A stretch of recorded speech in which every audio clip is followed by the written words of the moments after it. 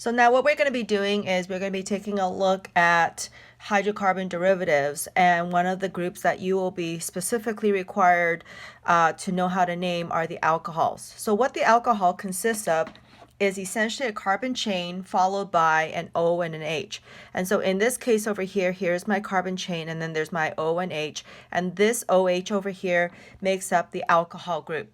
Now you might wonder, well, how is it different from an OH hydroxide group that you have learned to name, such as NaOH? And so the difference here is that we have a covalent bond which exists between the oxygen and the carbon, whereas when you learn about acids and bases, and specifically with the base, you have the OH. The OH is actually connected to a metal via an ionic bond. And so the main difference here is how the bonds are formed. And so when we now take a look at this alcohol group over here, we see that it comprises of this O and H. And where this O and H group lands can be in different positions. So in this case over here, this OH is landing on the first carbon in this chain. Whereas if I was to move this, I now have this particular OH group landing in the second carbon of this 3-carbon chain. And so one of the things that we're going to need to do is identify the location of this OH group. So how does the naming work? So if you take a look here at the rule here, I have essentially the carbon number where the OH lands, and then the main chain name, and then the OL. So instead of saying hydroxide, we're actually adding on an ending to indicate what kind of functional group we have. And so if we were to take a look at this first molecule, which is the CH3CH2OH, we're now going to proceed on to taking a look at the naming. So when we take a look at the CH3CH2OH, we want to identify the main chain. So here is our main chain, and this is now 2 carbons, so we have an eth, and since there's a single bond, it's ane. And over here, since we have the OH group, it's going to tell us that we're going to have to attach the OL at the end of this name. So when we take a look, again, we identify the number, the carbon number that this OH is attached to. So we have a 1 and a 2. And again, when we take a look, we want to give it the lowest number. So in this case over here, we're going to be writing 1, and then we're going to have ethane, and we're going to drop the E and we add the ending. So this is 1-ethanol. Now, for a short chain like this, if I was to write the molecule and it looks something like this, you might say, okay, so do I now say it's a 2-ethanol? And the idea again is if I was to take a look at the ending, again, this is all, and this is also an ethane. But now when I number this, this becomes 1 and 2. So again, we're still going to land with the same name, which is 1-ethanol.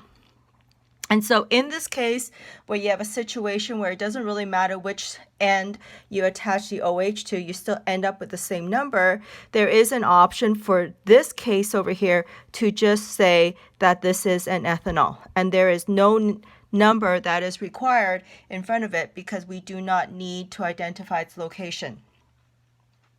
Now, in the second example over here, on your sheet, you have CH3, CH2, CH2, and then an OH. Now, in this case over here, when you're taking a look at this molecule, you're going to see that, again, you're going to have the all ending, and this is a 3-carbon chain, so this is going to be propane. So now if I was to count this, I'm going to have 1, 2, and 3, and so in this case over here, I will be writing 1 propanol.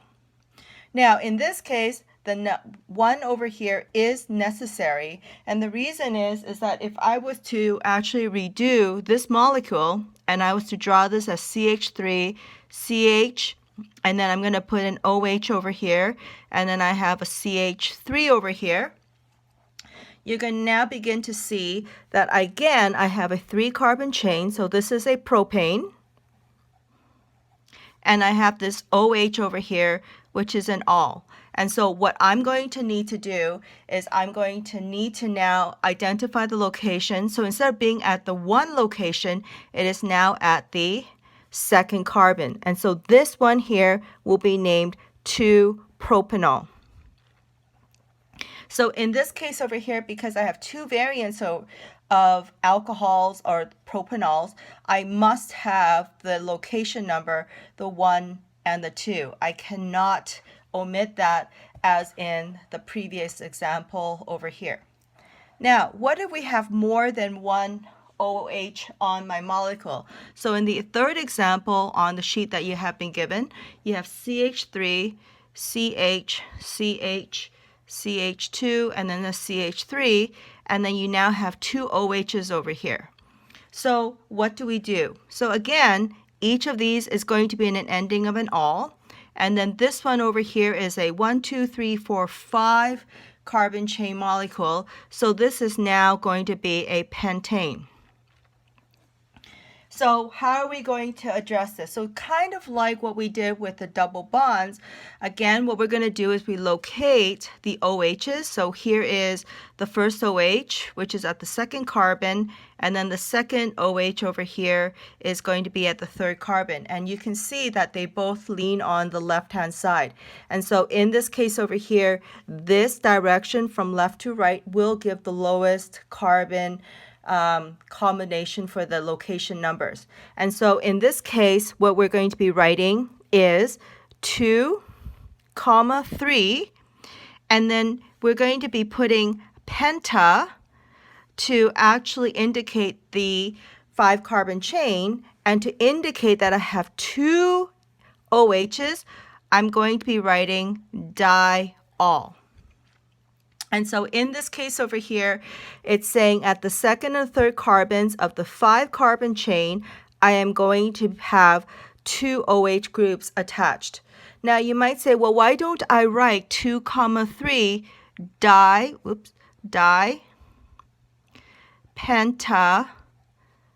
pentanol?